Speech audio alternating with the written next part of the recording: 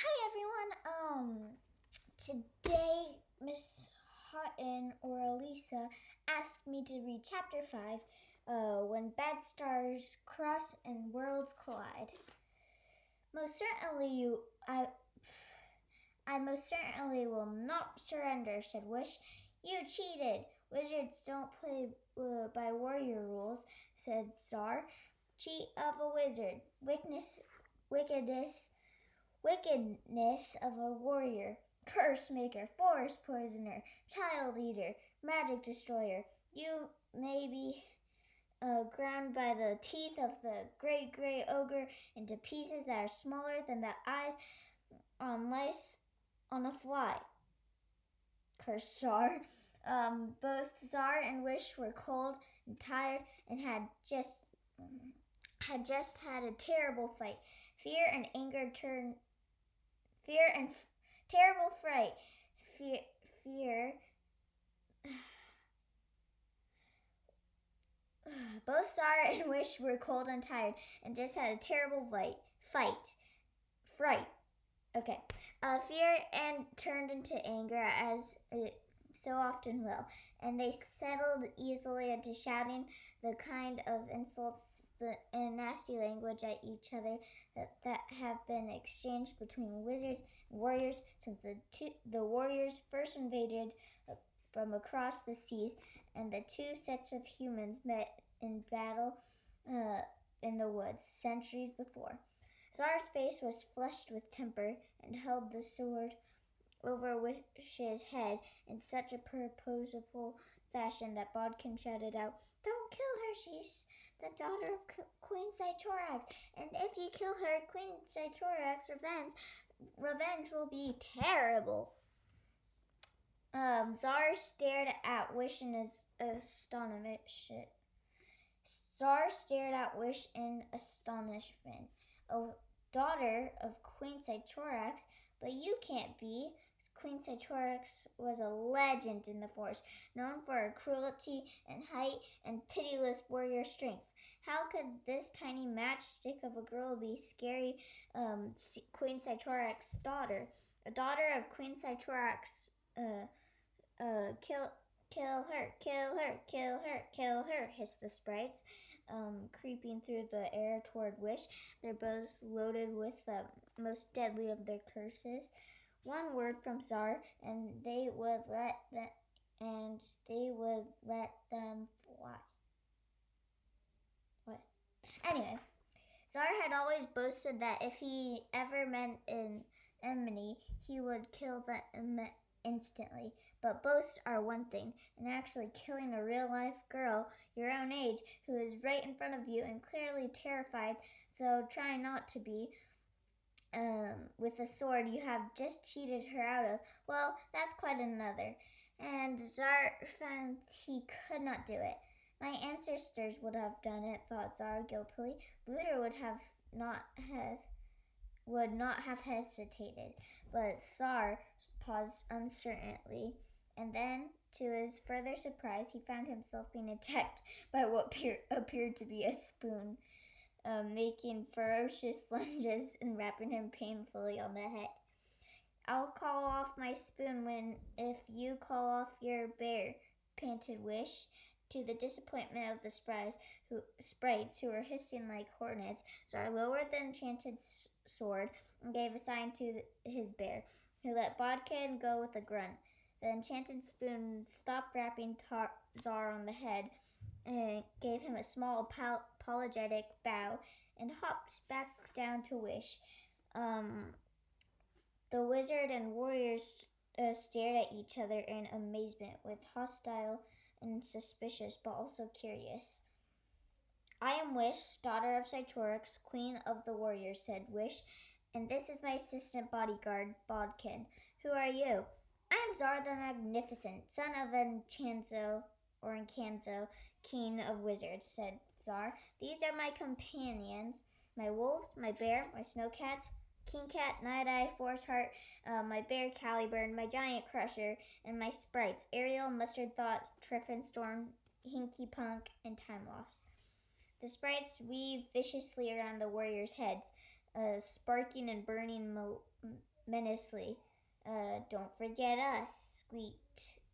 Don't forget us, squeaked Squeak Oh, yes, these are sprites too, but they're young. We call them hairy fairies, said Czar, Bubble Boozle, and Baby, and then he paused right there, but it's going to be next. But I forgot to show you this picture where they're arguing, and then I need to show you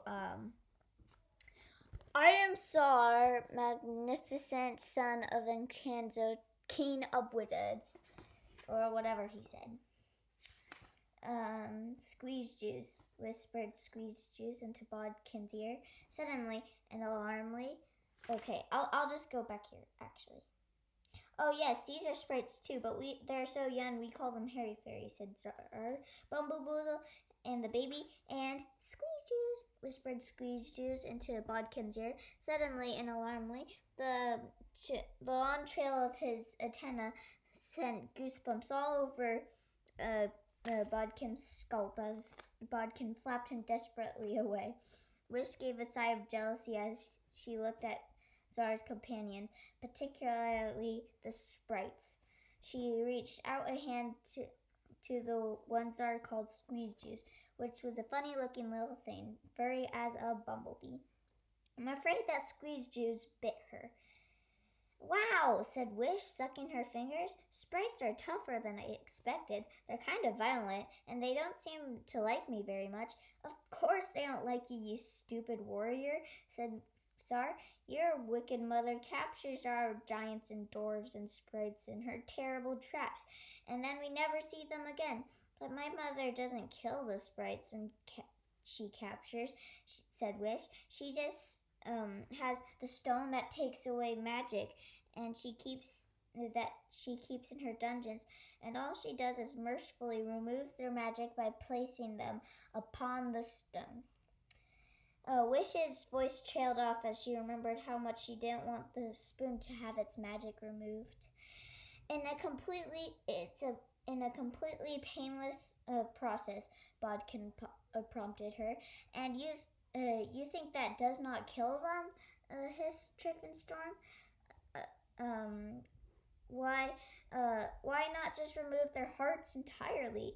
A sprite without its magic is a sprite who has lost its soul. Oh dear, Wish did not know what to think now. All sounded so sad. But the magic is bad for them, she said falteringly, and they use it to curse us. And giants eat people, and that's why my mother traps them. She told me so. Czar and the sprites laughed at such ignorance. Giants don't eat people. Wish looked up at the giant in wonder.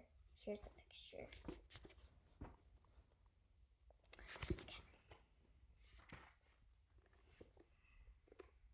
And then, to Bodkin's horror, the giant leaned down and very gently picked Wish up in his giant fingers and lifted her into the air.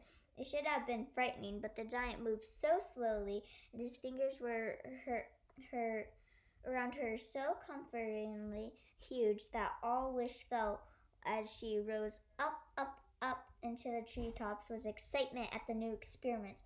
Look around you and look down, said the giant. What seems important from up here? Wish looked over the edge of the giant's fingers and caught her breath, the very surprise of seeing the world from an entirely different viewpoint. The forest canopy stretched out for miles in every direction, and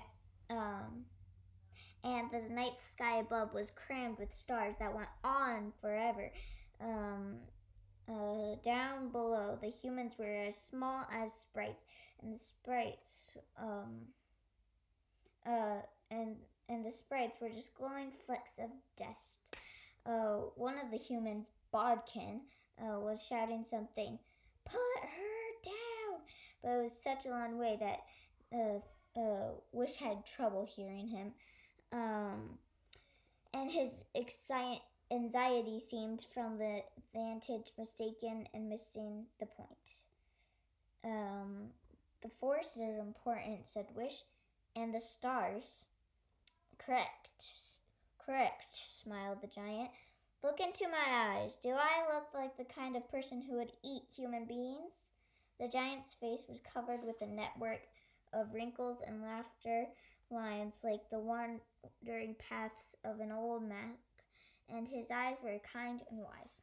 Here, I'll go back to the picture on the other page. That's the oh, sorry, wrong hand. That's Wish, and then here's the giant.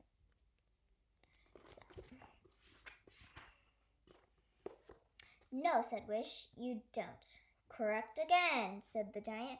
Unlike ogres, giants are vegetarian. Crusher grinned and pulled up a small tree. He gave a huge smile at Wish as the entire tree disappeared into his enormous mouth, crunching whole branches as if they were twigs. Better for the digestion, he said dreamily.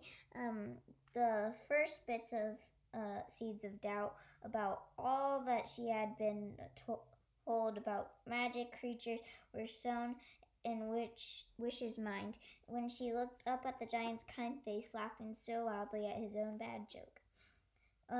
Crusher doesn't seem like a good name for you, said Wish. It's short for problem. Crusher, said Crusher. Are you all right? Cried Bodkin anxiously. Of course I'm all right, said Wish as the giant gently put her down. That giant really is not dangerous. Was it possible that warriors have been mistaken in their view of their magic all along? Could there be another way of looking at things other than the warrior way? Wish's worldview was spinning upside down, and that is always a difficult moment. Don't listen to them, princess, said Bodkin. They're putting a spell on us. They're trying to make us see things from their point of view. Zar was looking equally thoughtful. Warriors want to destroy all magic. He frowned, gazing at the enchanted sword he was holding in his hand. Surely a warrior princess wouldn't have a magic objects. No, she shouldn't, said Bodkin. I have been saying that for some time. Be careful with that enchanted sword, Zar, urged Caliburn. There's something wrong with it. I can feel it in my feathers. Staring at the blade, Zar suddenly realized Caliburn was right. Their deeds was something odd about the sword, something so strange about the ordinary, downright uncanny, that he nearly dropped it in his excitement. Oh my goodness, Caliburn, Zar gasped. I don't believe this. This is incredible.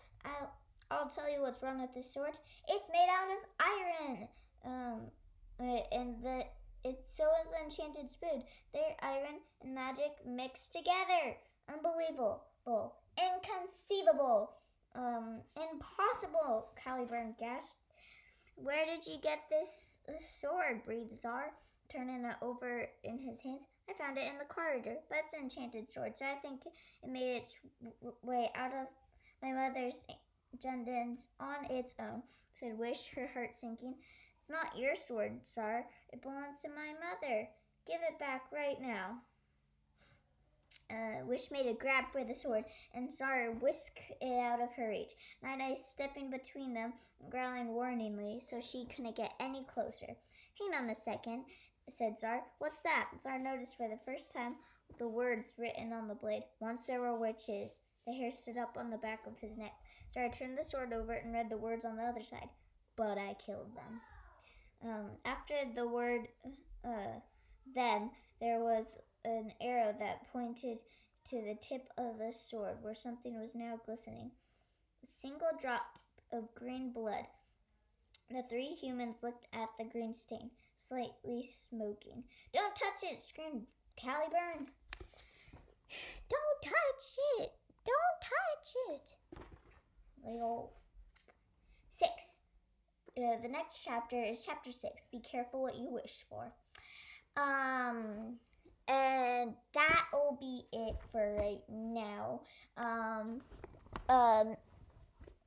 Lisa, or Miss Houghton, as you guys know her, said to ask you guys a question. So, I'll ask, what did the sword say? What did it say on the blade? What were the words on both sides?